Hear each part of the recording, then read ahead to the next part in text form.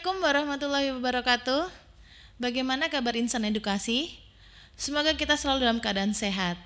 Senang sekali saya Nadia Nurmanita bisa menemani Anda kembali di podcast Kabar Pendidikan yang dipersembahkan oleh UPT TIKP Dinas Pendidikan Provinsi Jawa Timur. Di episode kali ini kita akan membahas tentang menjadi juara 3 Lomba Kewirausahaan SLB pada GCC tahun 2023. Dan sudah bergabung bersama kami narasumber yaitu Ibu Husnul Febrianti SPD. Beliau adalah guru SLB Sari Wiyata Blitar. Mari terlebih dahulu kita sapa beliaunya. Assalamualaikum warahmatullahi wabarakatuh, Ibu. Waalaikumsalam warahmatullahi wabarakatuh. Senang bisa bergabung di podcast ini, Bu. Alhamdulillah. Ibu, bagaimana kabarnya? Alhamdulillah, baik, sehat. Baik, Ibu, kita langsung saja ya Ibu ke pertanyaan pertama, yaitu Ibu mungkin bisa menceritakan ke kami seperti apa sih Ibu bidang lomba kewirausahaan pada GCC tahun 2023 yang Ibu ikutin. Baik Ibu. Jadi baik guru maupun GTK Jawa Timur tentu sudah tahu ya tentang GCC karena sudah tidak asing lagi ya. Nah, karena memang GCC ini beberapa tahun ini menjadi agenda tahunan di bidang GTK Dinas Pendidikan Jawa Timur. Nah, sebagai guru saya sangat senang sekali tentunya dengan diadakannya program GCC ini. Nah, karena program ini bisa menjadi wadah bagi ibu, bapak guru, bisa juga untuk kepala sekolah dan juga pengawas untuk menuangkan ide-ide dan kreativitas mereka. Nah, banyak sekali bidang lomba di GCC ini. Nah, salah satunya bidang lomba kewirausahaan yang saya ikuti. Nah, untuk kategori kewirausahaan ini intinya adalah bagaimana kami sebagai guru mampu menciptakan sebuah inovasi di bidang wirausaha. Nah, judul karya yang saya lombakan saat itu yaitu pemberdayaan siswa SLB Sariwiyata sebagai reseller dalam pengembangan usaha Bayrum Gift. Jadi Bayrum Gift itu sendiri adalah usaha kecil yang saya jalankan yang bergerak di bidang pembuatan produk-produk custom. Bisa buku custom, bisa stiker buku, atau bisa memories box yang bisa diisi foto-foto dan juga pesan-pesan personal. Nah, saya melibatkan siswa-siswa saya dengan hambatan low vision dan juga tunarungu untuk menjadi reseller dari produk-produk tersebut.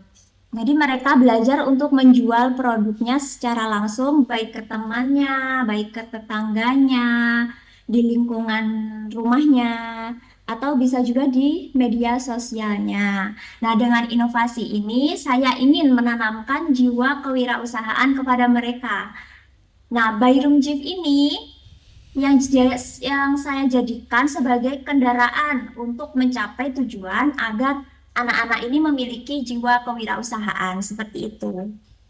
Oke, lalu apa yang menginspirasi Ibu untuk membuat inovasi tersebut, Ibu? Jadi awalnya saat diumumkan ada lomba GCC ini, kepala sekolah saya itu mendorong saya untuk ikut event tersebut. Nah, karena memang kepala sekolah saya itu tahu kalau saya itu punya usaha kecil, usaha sampingan. Nah, sebelum itu saya juga sudah punya kekhawatiran melihat banyak anak-anak ketika dia sudah lulus, dia itu kesulitan mendapatkan pekerjaan. Nah, seringkali mereka bingung harus bekerja di mana. Nah, karena lapangan pekerjaan untuk mereka memanglah sangat terbatas. Nah, saat itu saya berpikir, kenapa tidak memanfaatkan usaha kecil saya untuk memberikan kesempatan anak-anak untuk belajar. Nah, saya ingin memberi mereka pengalaman nyata tentang bagaimana menjalankan sebuah usaha itu. Mulai dari menjual produk hingga juga mengelola keuangannya. Nah, meskipun saya merasa ilmu kewirausahaan yang saya miliki ini terbatas, tapi saya yakin ilmu sedikit yang saya punya tersebut bisa memberikan dampak positif bagi mereka. Nah, inilah yang menjadi dorongan utama saya. Nah, ide saya ini muncul dari kekhawatiran saya tadi sebagai guru, kemudian juga ada dukungan dari orang-orang sekitar, baik itu kepala sekolah maupun pengawas, serta teman-teman guru juga. Nah, juga dukungan juga dari Dinas Pendidikan Jawa Timur yang telah memfasilitasi ide-ide dan inovasi kami sebagai para guru dan juga tenaga kependidikan melalui ajang GCC ini. Ibu mungkin bisa menceritakan ke kami lebih detail bagaimana inovasi ini dijalankan bersama siswa, Ibu. Jadi inovasi yang saya jalankan bersama siswa ini eh, ada beberapa hal yang melatar belakangi sehingga ide saya ini bisa berjalan. Jadi yang pertama saya melihat itu banyak anak-anak didik saya khususnya yang memiliki hambatan low vision dan juga tunarungu. Mereka itu memiliki yang namanya gadget. Hampir semua memiliki yang namanya gadget. Nah, akan sangat disayangkan jika gadget ini tidak dimanfaatkan dengan baik. Kebanyakan mereka memakai gadget hanya untuk hiburan saja, misalnya untuk scroll media sosial. Nah, padahal gadget ini jika dimanfaatkan akan sangat besar manfaatnya bagi mereka. Misalnya saja untuk berjualan. Nah, kemudian yang kedua, usaha kecil saya ini produk-produknya memiliki target market yang sesuai dengan lingkungan sekitar anak, yaitu targetnya adalah anak-anak remaja atau anak-anak sekolah. Nah, target marketnya ini bisa datang dari teman sekolah mereka, bisa juga teman mereka di lingkungan rumah, bisa juga wali murid di sekolah maupun tetangga mereka. Jadi saya mengajarkan mereka untuk menjual produk-produk tersebut karena memang sangat cocok dengan pasar sekitar mereka, baik di lingkungan sekolah maupun rumah serta bisa melalui media sosial.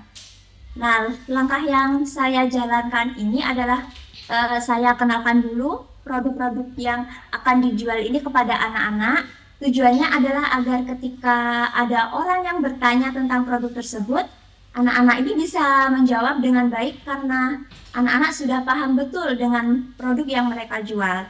Nah, kemudian melatih mereka untuk bagaimana cara menawarkan produk tersebut. Karena produknya yang dipasarkan ini di media sosial, saya ajarkan gimana cara memposting produk tersebut agar terlihat menarik. Bagaimana captionnya agar terlihat menarik. Bagaimana berkomunikasi yang baik jika ada calon customer yang bertanya. Nah, selain itu saya juga mengajarkan mereka tentang dasar-dasar manajemen keuangannya. Bagaimana memisahkan uang untuk modal, keuntungan, serta untuk tabungan. Jadi saya ingin mereka paham bahwa wirausaha ini tidak hanya soal menjual produk, tapi juga soal bagaimana mereka mengelola keuangan dengan bijak. Baik, lalu mungkin ada tantangan-tantangan apa Ibu yang Ibu hadapi selama menjalankan inovasi tersebut, Ibu? Baik, menurut saya yang jadi tantangan dalam menjalankan inovasi ini adalah ketika mengajarkan anak-anak bagaimana mengelola keuangan tadi dari hasil jualan mereka. Jadi selain memberikan pengalaman berjualan kepada anak-anak, tujuan utama dari inovasi saya ini sebenarnya adalah supaya anak-anak itu paham bahwa dengan kita berjualan, kita dapat menambah nilai uang yang kita miliki. Yang semula sedikit dapat lebih banyak dari sebelumnya jika digunakan untuk berjualan ya. Katakanlah kita punya uang 50.000. Nah, jika kita gunakan untuk membeli barang atau jajan, nah uang tersebut akan berkurang atau bahkan habis. Nah, kalau uang tersebut kita masukkan tabungan, uang tersebut akan tetap segitu saja nominalnya. Nah, tapi kalau kita gunakan untuk berjualan, nah nilai uang tersebut bisa bertambah banyak dari sebelumnya. Nah, sebenarnya itu inti dari inovasi saya ini. Jadi memahamkan anak agar dapat menambah nilai uang yang mereka miliki. Nah, oleh karena itu saya harus mengajarkan anak-anak ini bagaimana cara mengelola keuangan mereka, bagaimana memisahkan antara modal dan juga keuntungan, berapa yang harus digunakan untuk modal lagi dan berapa yang harus dimasukkan dalam tabungan. Nah, cukup sederhana ya. sebenarnya, tapi menjadi suatu tantangan untuk saya karena kadang anak-anak ini ketika mendapatkan hasil penjualan, nah mereka itu terlalu senang dulu dan langsung ingin membeli barang-barang yang mereka inginkan. Nah, itu menjadi salah satu tantangan bagi saya. Seperti itu, Ibu. Baik, kalau dalam karya Ibu ini apakah ada unsur ilmu pengetahuan dan teknologi? Jika ada unsur tersebut, Ibu mungkin bisa menjelaskan ke kami lebih spesifiknya selama lomba tersebut itu seperti apa, Ibu? Untuk inovasi yang saya eh, jalankan kemarin ya, saya memanfaatkan teknologi sederhana dalam menjalankan usaha mereka. Salah satunya yaitu penggunaan media sosial untuk pemasaran. Jadi saya mengajarkan mereka cara menggunakan media sosial mereka ini, misalkan WhatsApp dan juga Instagram mereka untuk menawarkan produk. Nah, untuk siswa tunarungu saya ajarkan mereka bagaimana cara mengambil gambar produk yang baik, cara mengambil video yang baik, karena siswa tunarungu itu karakteristiknya lebih ke visual, jadi mereka memiliki selera yang bagus dalam hal estetika. Baik, kalau begitu setelah menghadapi berbagai banyak rintangan sekali ya Ibu, apakah harapan Ibu untuk para siswa-siswa ke depannya? Untuk harapan saya, mereka bisa tetap mandiri ya, siswa-siswi saya bisa mandiri dan juga tidak bergantung pada orang lain, termasuk orang tuanya, yaitu dalam hal keuangannya ya. Jadi mereka bisa mandiri dalam hal keuangan. Juga saya berharap mereka itu bisa melanjutkan apa yang sudah mereka pelajari dari inovasi tadi. Saya pun ingin mereka percaya bahwa keterbatasan bukan penghalang untuk menjadi mandiri. Saya juga berharap di masa depan ada banyak program serupa yang melibatkan siswa-siswa berkebutuhan khusus dalam dunia kewirausahaan ya. Saya yakin dengan dukungan yang tepat, mereka bisa bersaing dan berdaya di masyarakat. Baik, Ibu Kusnul, ini pertanyaan terakhir ya. Mungkin Ibu Kusnul mungkin punya pesan untuk para guru-guru itu apa setelah melihat podcast ini, mungkin Ibu bisa memberikan pesan-pesan untuk para guru? Pesan saya untuk Bapak Ibu guru, jangan pernah ragu untuk berinovasi. Siswa-siswi kita, khususnya yang di SLB ya, punya semangat dan potensi yang besar meskipun mereka memiliki keterbatasan. Nah, tugas kita sebagai guru adalah mencari cara bagaimana memaksimalkan potensi mereka. Jangan takut untuk mencoba sesuatu yang baru. Mungkin inovasi yang kita lakukan terasa kecil, tapi hal kecil yang kita lakukan bisa memberikan dampak yang besar bagi masa depan siswa-siswi kita. Cukup ya, Baik, cukup. Ibu Kusnul, terima kasih banyak Ibu atas waktunya yang sudah berkenan bergabung bersama kami. Semoga Ibu semakin sukses dan selalu sehat ya Ibu. Amin, amin, amin. Terima Ya, kasih ya Ibu. ya, Wassalamualaikum terima warahmatullahi kasih. wabarakatuh.